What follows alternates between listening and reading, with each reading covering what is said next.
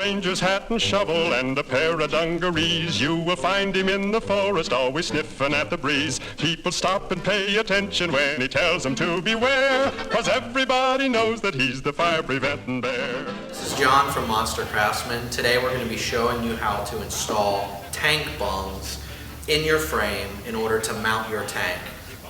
When you get a tank and you're putting it on a project, it's kind of universal in nature and you need to actually find a way to mount it. We came out with these handy dandy tank bungs, and what it is it's a really low profile, flat, welded, full threaded bung in either 8mm or 5/16, depending on if you want standard or metric. Comes with the stainless steel hardware, and it also comes with a rubber or leather isolator. So when you mount your tank, you actually have a isolator in between the metal tank and the metal frame so it doesn't crack your tank. The first thing that you want to do after you choose your tank that you're going to be using is make sure that your backbone is completely clean. You can DA all the paint off. You want to just basically prep it and get it ready. It's something that you're going to actually be welding on, and so you want it as clean as possible. When you choose the tank that you're going to use, you're obviously going to drop your tank on, and you're just going to decide kind of where you want it spacing wise, but then you have to take into consideration that where your motor mounts are, the top motor mounts, to make sure it doesn't hit. And on this particular tank, there's two rear petcocks, and you want to make sure that that's not going to come in contact with something on the top of the motor. After you Sharpie mark your holes on the backbone, it's a good idea to check center to center on the holes of the tabs of your gas tank and then make sure it's the same measurement. Before you ever drill anything on a frame or anything for that matter, it's always a good idea to center punch it. And what a center punch does is it puts a divot in the metal, allows your drill bit to not wander, and you drill a nice straight hole. So you just go to the center of your Sharpie mark, give it a good tap. Now the outer diameter of the bung that's going into the frame is 3/8, and so we want to ultimately drill a hole that's close to 3/8, if not maybe 10 thousandths bigger. Whenever you drill a hole that big, you actually need to do a pilot hole. It'll just make the larger hole come out better.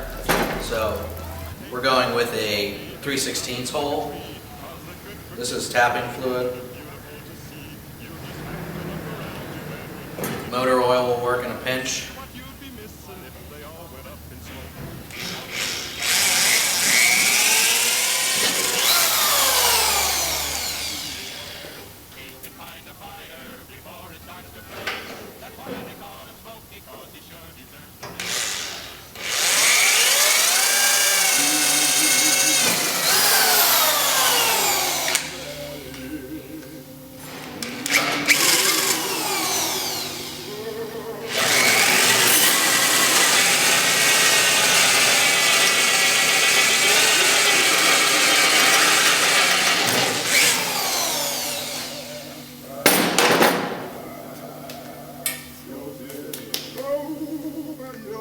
So now that your holes are drilled and they're in the right location, you should be able to literally just drop in the bungs and they'll just rest against the top of the frame.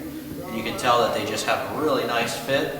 And now we're going to weld them in all the way around, and then the tank is ready to mount.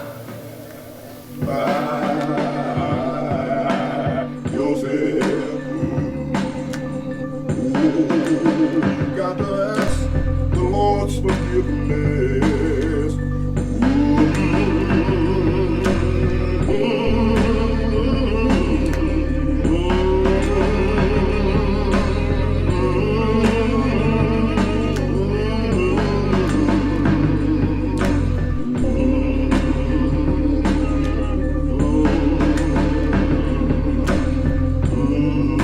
Nobody else can answer for you.